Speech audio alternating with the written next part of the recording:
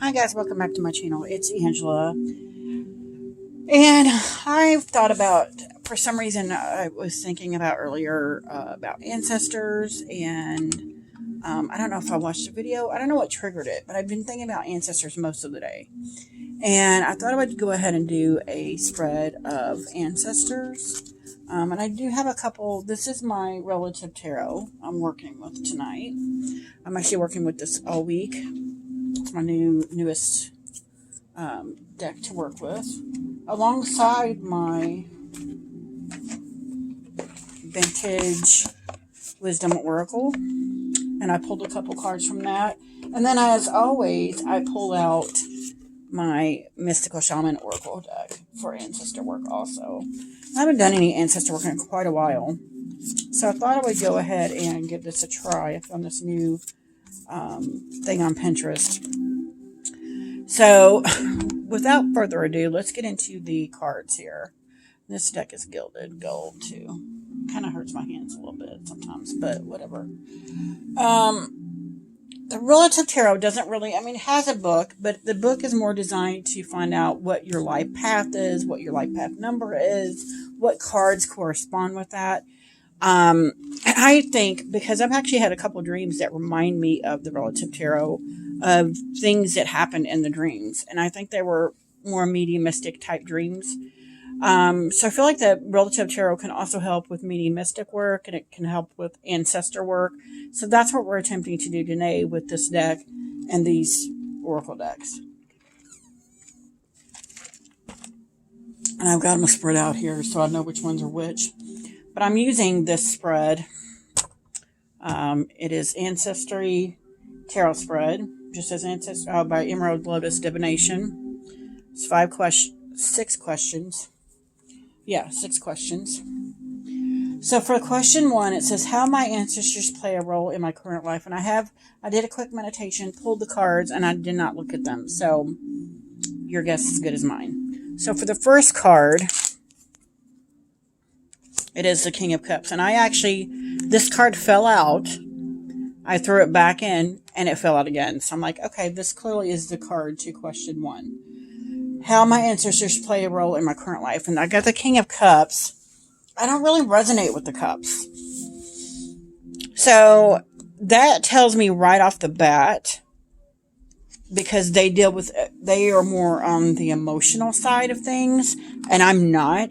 Maybe that's why I've been having some communication issues with working with my ancestors. So that makes total sense, because they work in this realm of water, emotions, feeling, and I don't. I'm more of the Queen of Swords. I bury all that. And I am getting more of a male dominant male here, but more so in a way of, maybe I looked at them in a dominant way in life, but in death, they've become the King of Cups. They've learned to nurture that emotional side of themselves. And that makes a lot of sense for my grandfather, actually. So that's crazy, right off the bat. So for question 2, a skill I have from my ancestors. Magician. And I love this Magician card. The ability to create my own magic, to create my own destiny, is completely what I get out of the Magician every time I pull it. I have that ability to manifest whatever I want. It's whether I believe in myself enough to do it is the real issue. So that makes total sense. Number 3, a trait that I have from my ancestors. Judgment. Wow. Self-judgment. Totally. It's a total, I am my own worst critic. I am my own worst enemy. Wow. That's totally a trait. that I've gotten from them. That's crazy. Number 4, an ancestral lesson that I carry. 4 of Swords.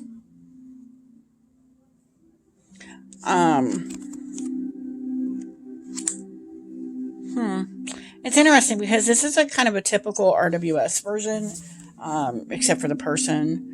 But they seem to be in a meditative pose where they're calm, cool, collected. And I'm not getting that vibe from this card at all.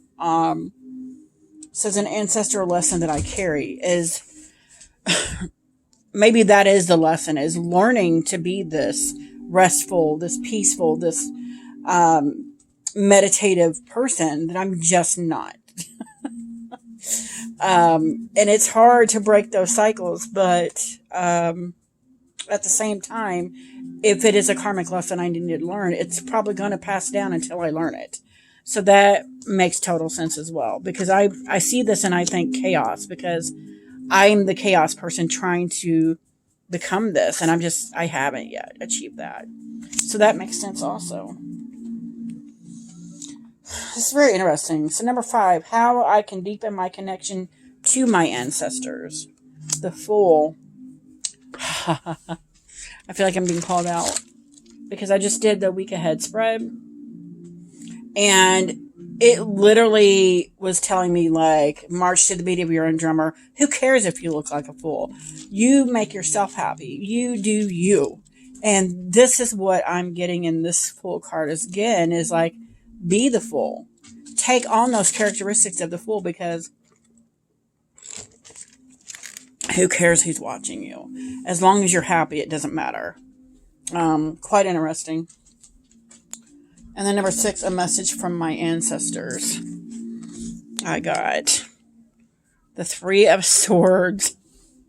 And I feel like these two actually go hand in hand, where if I'm not the carefree fool, I'm just hurting my own heart. I'm breaking my own heart.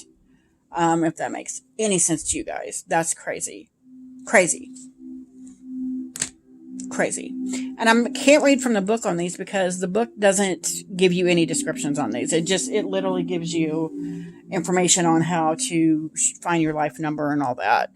So that's quite interesting to me, how it all seemed to flow together. So let's look at the vintage oracle cards. And I actually dropped to Nature and Transition are 2 cards that my ancestors seem to want to pull out. And again, with the poppies, like, poppies follow me. And feel like this is telling me that I will see them in nature. When I see nature, or maybe even these specific type of flowers, that's when I will know that they're with me or there. And then Transition is like, I feel like it's just a moment where, and that's funny that there's a cord. It looks like it's going from something to something else. A cord there, like a connection. And maybe that's what my transition will be, realizing that connection and realizing that they're with me whenever I need them. That's quite interesting. And so then this one dropped 3 cards. The Mystical Shaman Oracle dropped 3 cards, and I've got the Vision Quest, the Sacrifice, and Flow. Wow. That's quite interesting, because the Vision Quest, I immediately thought of my Native American ancestors on a vision quest to find themselves or find a deeper meaning to something. And maybe there's a sacrifice that needs to be made. Sacrifice my time of doing something else to go on this vision quest and do what needs to be done so that it can flow through me and let me know the path, show me the path, the color path I'm on or need to take, or whatever the case might be. That's quite interesting. Quite interesting. So I'm going to read real quick these 2. Nature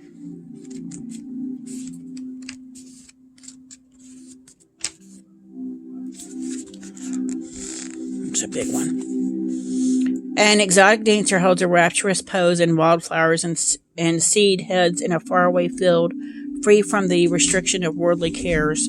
Her sun-kissed body and delicate skin blend organically with the wild beauty around her. This image captures all of nature's elements in the sky, beyond air, the distant sea, water, the warmth of the sun, fire, and the soil beneath her feet, earth. Although the dry land looks barren, dandelions and poppies abound.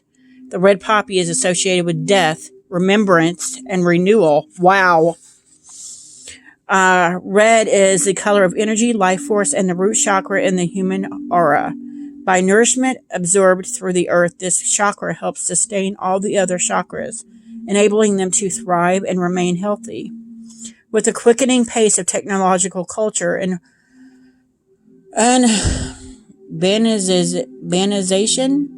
our connection with nature has severely eroded, and yet in Mother Nature, who provides us with so many gifts by putting us directly in touch with the season cycles and bounties of life, she reveals the smallest of our place in contact with the unfathomable mysteries of her infinite wisdom. Wow.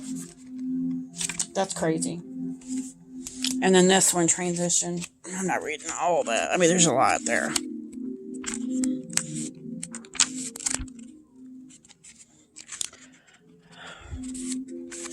A Gothic stone portal marks the boundary between two distinct worlds. Wow, I was just talking about this today. Standing off to one side, an etheric crowned figure has lowered her bow as she gazes into the distance. Her wings, though gossamer in appearance, are strong enough to carry her effortlessly into the sky beyond. She senses no danger and is peaceful in the knowledge that everything in life has a natural cycle with many beginnings and endings. So I find it interesting that these two are talking about life, death, and the cyclical nature thereof. When I'm talking about ancestors that have passed. So I find that very interesting that there's a cycle of life and death here when talking about my ancestors. That's coming up not only in one card, but both.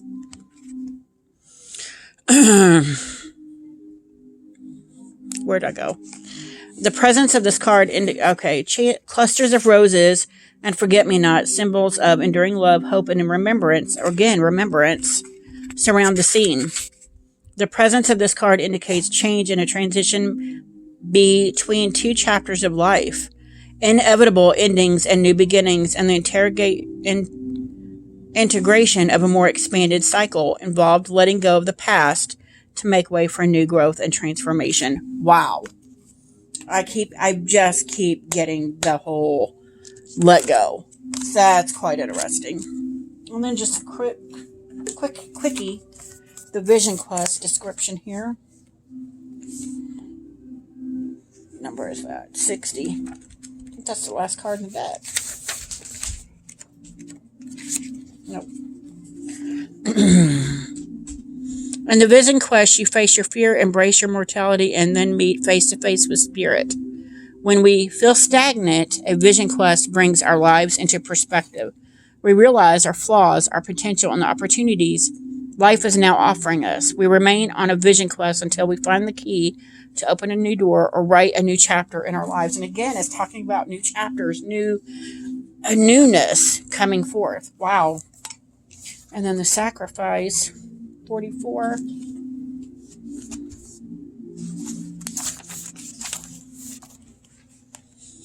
To sacrifice means to make sacred. The sacrifice is an opening of gratitude made from the heart, a feast of love prepared for spirit. In olden days, sacrifices sometimes involved rituals in which blood was offered to the gods. For example, in the Bible, Yahweh preferred Abel's sacrifice of one of his lambs to Cain's offerings of vegetables and fruits. In Middle America, however, Quetzalcoatl, the Lord of the Dawn, came to teach that spirit preferred our songs and our prayers to the blood of humans and animals. Interesting. And I just keep hearing sacrifice, what's that saying? Um, unless you're sacrificing it, it's not worth it. I mean, everything worth doing is takes a sacrifice. I don't know. I don't know. And then number 20 we got here.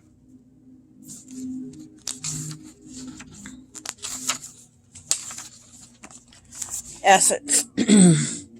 There's a natural movement of events in the world. You can see it in phenomena such as the tide, the ebb and flow of oceans and rivers that rise up from the earth and the flow to the sea.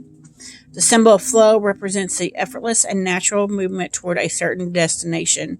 It signifies an ability to gracefully move around obstacles and reminds you of the sense of allowing yourself to flow. I love that.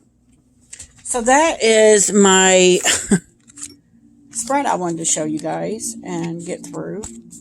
It's very unique, and I might have to do more of these with this deck because I'm loving this deck. The Relative Tarot. I really haven't used it since I bought it. I've used it 1 or 2 times, and I'm using it this week as my deck of the week. So we'll see how well it goes. So far, it's been great.